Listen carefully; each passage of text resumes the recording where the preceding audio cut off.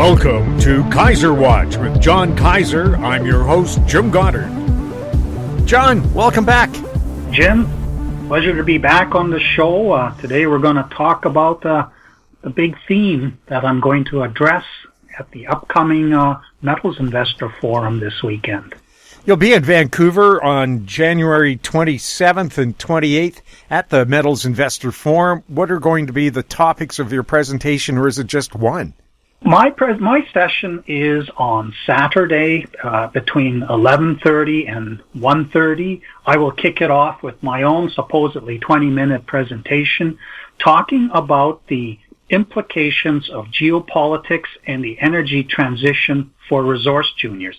And there are 5 companies in my session, and they're all related to this idea that I'm going to develop. The conference is free. It runs on Friday and Saturday, but you have to register in advance, and it's in the Fairmont Pacific Hotel across from the big convention center, where on Sunday and Monday the Vancouver Resource Investment Conference takes place, where I'll also be pounding the floor, checking out companies that I already cover or that I think might be interesting to cover.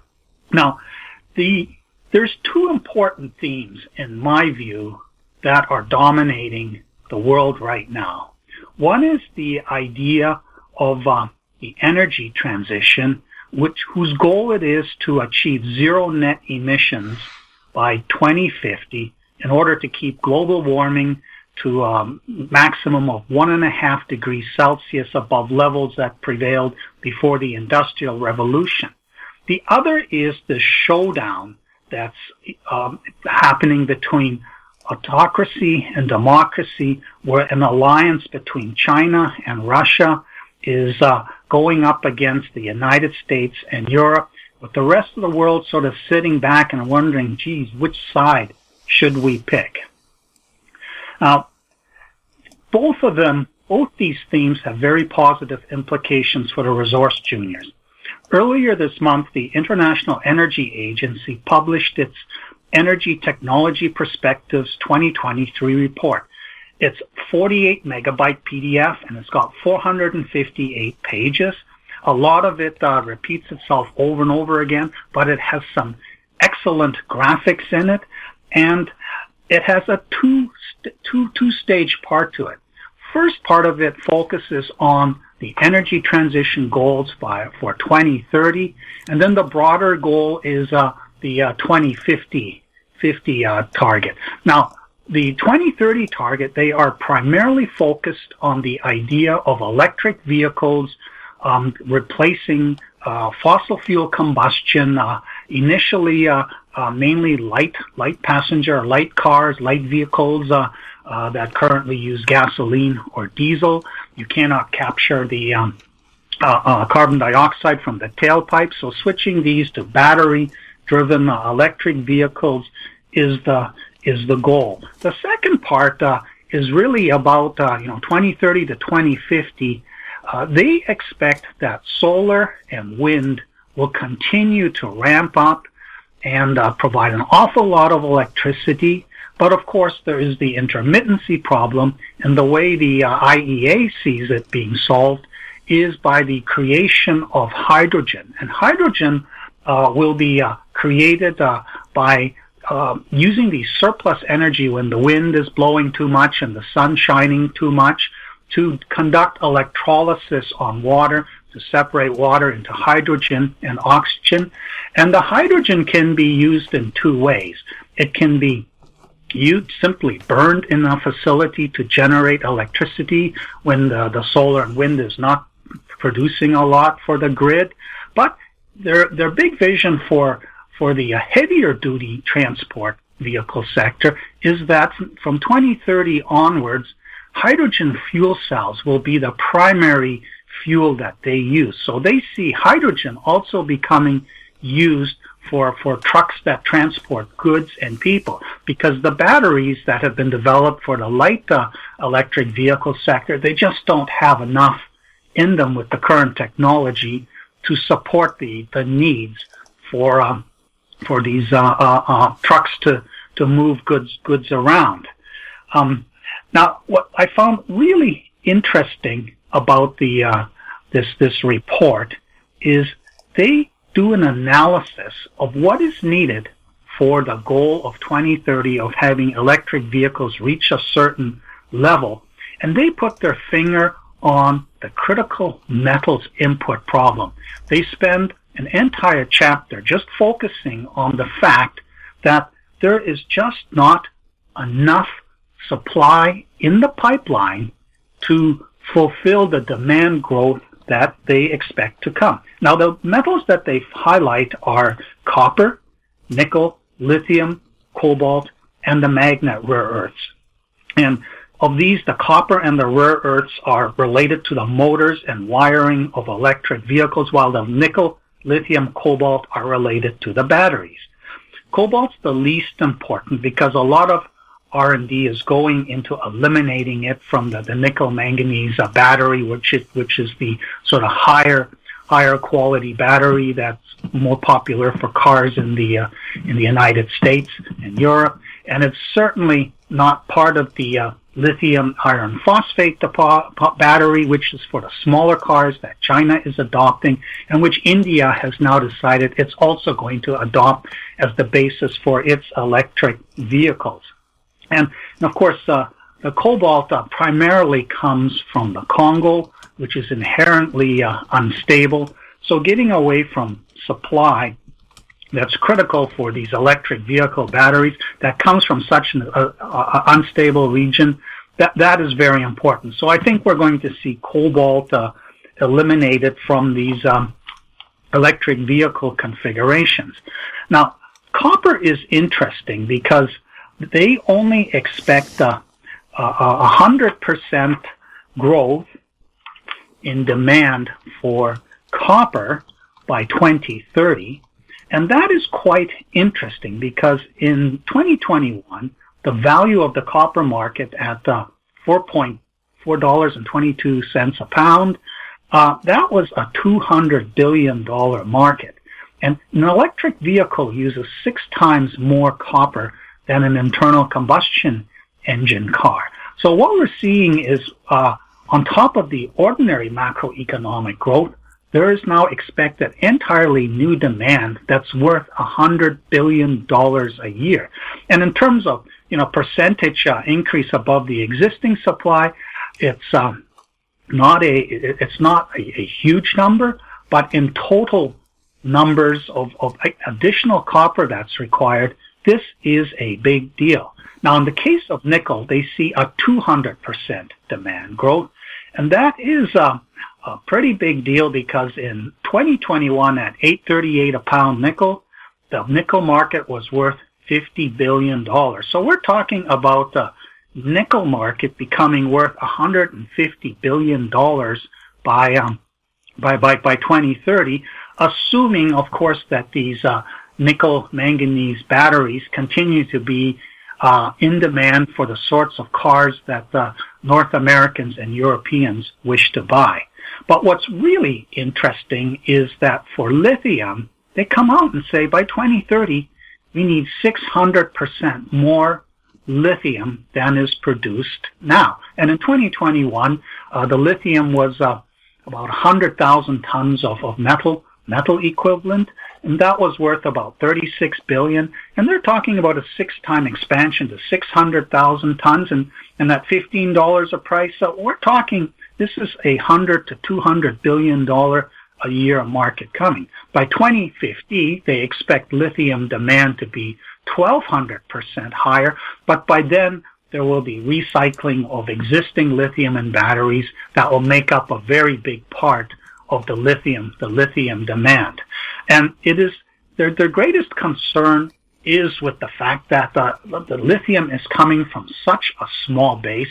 So much new lithium needs to be produced over the next 8 years, and then even more beyond that. And we can see the lithium triangle in Australia providing a large part of it. But my whole idea of lithium mania 2.0 is based on this idea. We have to now, in the next 2 to 3 years, identify all those pegmatite-based lithium resources in the ground that will then become the development focus and permitting focus for that period 2026 to 2030, so that when the lithium triangle and the Australian pegmatites and whatever China can deliver is at their limit, the next wave of pegmatite-sourced lithium supply comes on stream in 2030 to take it to the next level, because 2030 is simply a stepping stone in the electric vehicle replacement of internal combustion engines by that 2035 to 2040 period. So we are, for the resource juniors, the search for nickel, the search for copper, these are all relevant, and lithium are relevant in terms of the energy transition goals of the world, and it's nice to see that the International Energy Agency has put its finger on the problem, which is there is not enough supply in place to at least provide the lithium, which is going to be part of any battery that goes into a light electrical vehicle, sort of the passenger type of car, as opposed to the future trucks where they think hydrogen fuel cells will be the basis for their transportation fuel. What are the implications of geopolitics for resource juniors? Geopolitical issues have implications for the juniors in two different ways, and both are related to this showdown between autocracy and democracy. This showdown has three general potential outcomes. The first outcome is that the alliance between China and Russia hardens, as a result of which the United States and Europe, representing a rules-based democracy, they square off against authoritarian nations, and with emerging market countries deciding which side to take. And the result of this will be the splitting of the global economy into two jurisdictions that no longer trade with each other. And we are already seeing with the sanctions in response to Russia's invasion of Ukraine that the world is willing to defend democracy by ceasing trade with countries that that aren't just internally autocratic, but also decide that they need to shove their autocracy down the throats of other countries. Now, the problem with this is that China and Russia are still major sources of raw materials. In the case of rare earths, China still dominates, and Russia, with its enormous bounty of resources, it supplies nickel. It, of course, still supplies the fossil fuel energy. And China also, in many of the more obscure specialty metals, it is a major supplier. But even more importantly, and this is something the IEA report points out, is that the secondary processing of mineral concentrates, like turning it into a lithium hydroxide or lithium carbonate, most of this is based in China. So if we have this showdown between democracy and autocracy escalating, and perhaps China really accelerating it by attempting to annex Taiwan, then we have a problem that a lot of this processing, secondary processing infrastructure is still based in China. But we also have this problem emerging that if we're not going to get these metals from the lowest cost jurisdictions that are all now part of the autocratic alliance, where are we going to get them from? And for all these base metals, this is very good for the resource juniors. Obviously the prices for metals are going to have to rise in these jurisdictions, the democratic jurisdictions, and the bigger permitting timelines and hurdles that have to be overcome to develop a mine. It's not the same as in China or Russia, where downstream is permitted to be the toilet for emissions, and in an autocratic system that's going to stay that way. So we're going to see the juniors called upon to find new deposits that might work at higher metal prices, and also if we get higher real metal prices, in a sense similar to what happened during the 2000 to 2010 China super cycle, where the real price increases to reflect a new reality, we will see those pounds in the ground deposits become of interest and worth developing, because all of a sudden, if the costs are staying the same and inflation isn't really a part of it's not a generalized inflation that's driving up both metals and costs, but it is this changing supply structure of the world which is driving up metal prices. This will be really good for juniors, and they'll be operating in jurisdictions which are the rules-based jurisdictions where title is reasonably intact and can be relied on. So I think looking for all these metals like copper, nickel, rare earths, everything under the sun, that's going to become popular again, and that 10-year bear market will end. But the other implication of this first outcome of the splitting of the world into autocracy and democracy is that this will diminish the role of the US dollar as the currency in which the trade of goods and services gets cleared. And we saw this trend already begin to happen last year as autocratic countries' central banks started to accumulate gold. And we're starting to see the gold become part of the reserves, and they're not particularly keen about owning U.S. Treasury notes as part of their reserves. So this, I think, will increase the price pressure on gold, allow gold to trend higher in real prices and not just reflect the inflation. And the gold market, that's a very deep market. Even though there's 6.4 billion ounces sitting above ground in various vaults that are worth $12 trillion at the current price. In 2021, the mining sector added 96.5 million new ounces to the gold stock, and that was worth about $174 billion. So unlike with some of these specialty metals and obscure critical metals like rare earths, there is zero chance that a junior can make a gold discovery that is so big that it could negatively affect the price of gold. So I think this rising trend in the real price of gold, that's going to start breathing life again into juniors, looking, of course, in these secure jurisdictions where title can be maintained, title can be relied on, and start looking at making discoveries that require a lower grade than before, and also these ounce in the ground systems, disseminated gold systems where you have a whole range of cutoff grades, and all of a sudden you go from a half gram cutoff down to 0.35, and then maybe down to 0.1 gram per ton. All of a sudden, these will become very interesting. These systems are out there. They're of no interest to the majors, and the juniors will get a real shot in the arm from the diminishment of the role of the U.S. dollar as the world's single reserve currency. It'll still be used in the so-called democratic nations, but not so much in the autocratic nations. Everybody's working on a digital currency platform so that they can interface with each other and not have to go through the U.S. dollar dominated system. And then they can bypass all the U.S. sanctions and just operate in their own world. So this scenario of the world splitting into these autocratic and democratic trading zones is very positive for the role of resource juniors.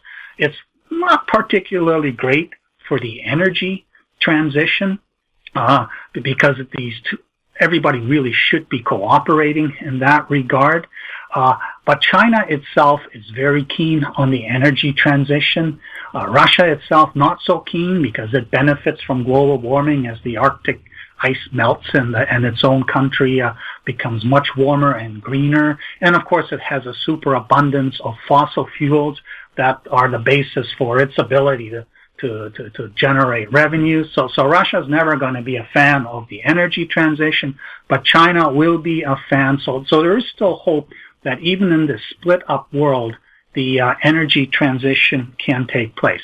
The second potential outcome is that the United States itself mutates into an autocracy, and Donald Trump already personifies the will to have an autocracy where there is no democracy at work anymore, where people are elected in the way that Xi Jinping is elected in China, not through any proper voting method.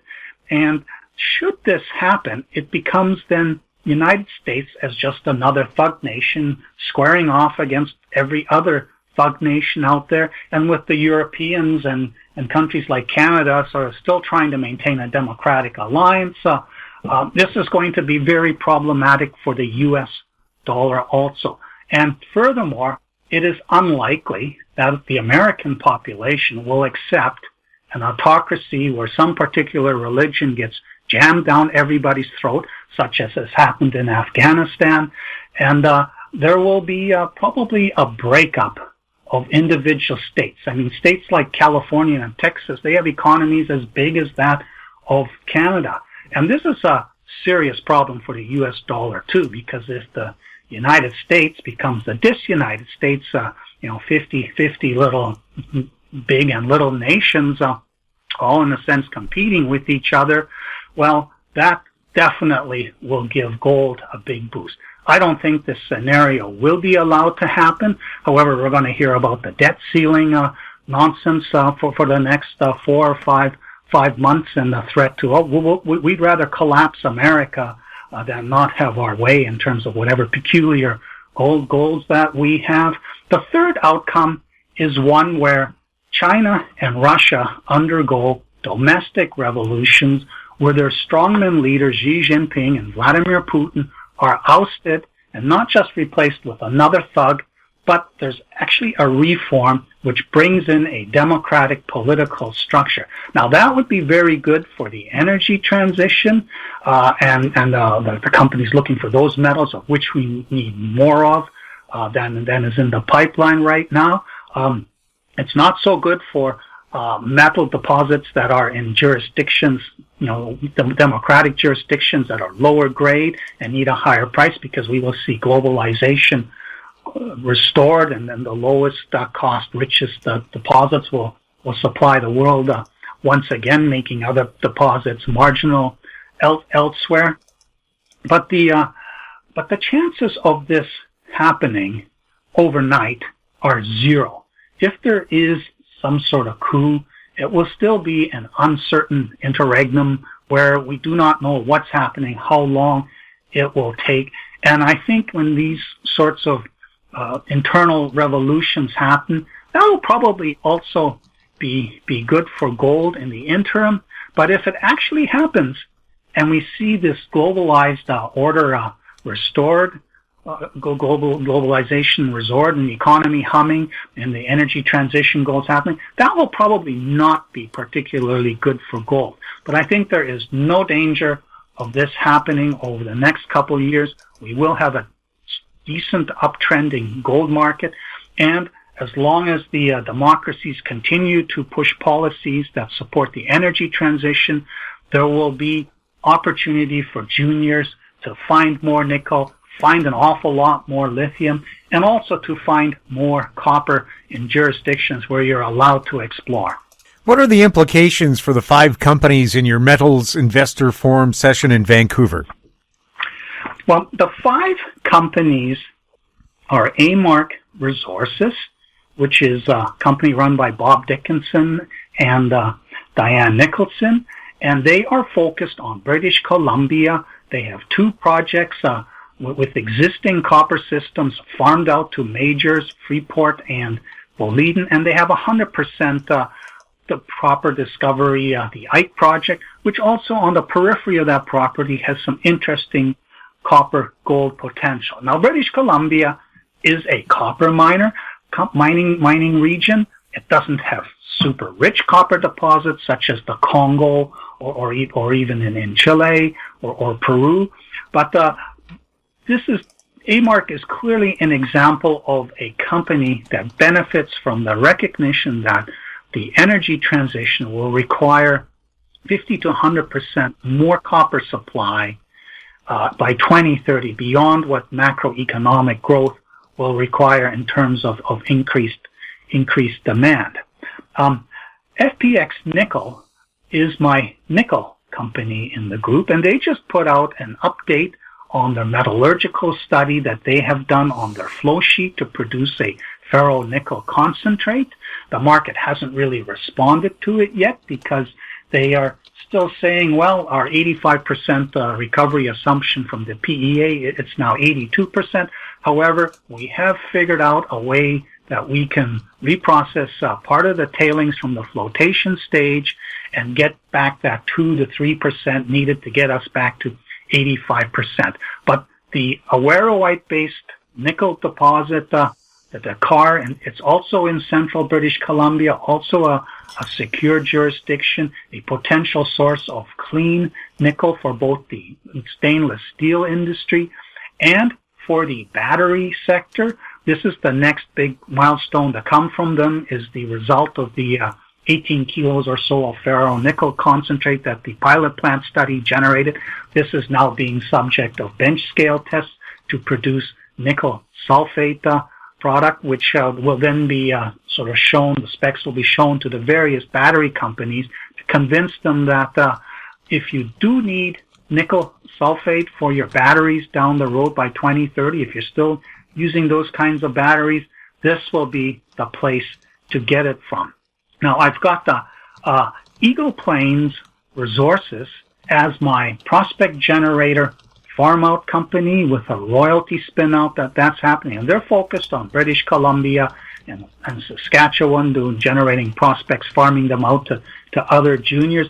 But they have a big Sullivan II type hunt for zinc, silver, and lead in southern British Columbia, where they have done enough work to feel that they almost qualify for what I call an emerging discovery. They'll be drilling that in June, and I think everybody getting their heads around what is the potential, the geological potential for the Sullivan II hunt to finally result in another discovery of world-class proportions. That's going to be a key part of this company being part of my session. Now, I have two gold companies. One of them is Solitario Zinc, and the zinc in the name tells you, well, this company started out as a zinc company, and it has the Florida Canyon project, a 30% carried interest, and it's in Peru. And that, for the moment, is in a bit of a holding pattern because Nexa is permitting a massive drill program to test a lot of peripheral targets that they have generated. They already know they want to put the main deposit into production, but what they want to decide is what the scale of the processing facility will be, because if it's going to be just this, the original Bongara deposit, then you don't need such a large facility. But if all these other CRD targets are also potential similar type deposits, then you want to build something with bigger scale, because you know you're going to have a 20-year mine supply, and you should build to deplete the original one rapidly and then keep feeding it with the other deposits. But the reason I'm so excited about Solitario Zinc, and I've talked about this in previous Kaiser Watch sessions this year, is their Golden Crest project, which is west of the Black Hills district, where 100 million ounces have been discovered, or where the Homestake mine generated 68 million ounces of high-grade gold. What they have is a potential mirror image of what is on the uplifted side to the east, except here they have additional stratigraphy on top, younger stratigraphy, but gold is leaking through it, gold that's the same age as the Wharf gold, and the hypothesis is that there's three types of gold deposits here that have never been tested for. There's the higher ones in stratigraphy that doesn't exist to the east. There's the one similar to the Deadwood Formation of that hosts the Wharf gold-silver resource. And then there is the basement Precambrian banded iron formation style gold potential, potentially another Homestake deposit. That may be the kitchen from which the younger fluid flow is harvesting its gold payload. So this is going to be a very, very exciting gold story. And because it's exploration, it doesn't really matter if gold stalls out here, so it's hedged in that regard. But if gold does trend upwards on this path that I'm expecting, it will also benefit. And the fifth one is Vanstar mining, and this one's the only one of these five which is not classified as a 2023 favorite. It is still in my bottom fish collection. IAMGOLD just published an update for the Nelligan deposit, which is in Quebec, south of Chibougamau. They took the 3.2 million ounces or so and got it up to 5.2 million ounces. They dropped the cutoff grade a bit, and the overall grade is lower. But this is a perfect project for this type of scenario where you're seeing the real gold price increase over time. There is room to expand this open pitable resource even bigger. And the market is punishing Vanstar because it sees everything in the control of IAMGOLD. Vanstar has a 20% carried interest. And if and when a feasibility study is completed, IAMGOLD will have the right to buy that share out for whatever that value is. But Vanstar itself gets a royalty as part of it. So I think what we're going to see, instead of this stock continuing to be a bottom fish languishing, waiting for IAMGOLD to get something done, I think we're going to see a royalty type company buy out Vanstar and wait to pocket the $250 million that 20% is going to be worth, and then also keep the royalty as part of its royalty portfolio. So Vanstar, it's a way to play optimism that the real price in gold will continue to trend higher. I've crunched numbers borrowing feasibility study numbers from a similar project called Springpole and applied it to this Nelligan project.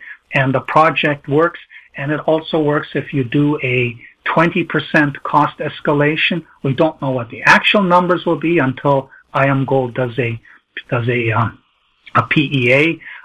We don't expect that to happen this year. They are still very busy with the Cote project in Ontario, which they hope to have commissioned in 2024. However, IAMGOLD itself might end up being purchased by a bigger company as we approach, completion of this mine, and then the bigger company would have no reservations, no need to spare cash and not allocate it. It could then fast track this project or even sell the Nelligan project to another company that wishes to develop that project. So I'm very pleased with these five companies. I'm unhappy none of them are involved in lithium because I'm super excited about lithium. What I talked about last week of the James Bay area reaching a tipping point, this has been confirmed this week. One of the companies that will be at the Metals Investor Forum is Azimuth Exploration. It is part of Joe Mazumdar's session, and they put out a big news release this week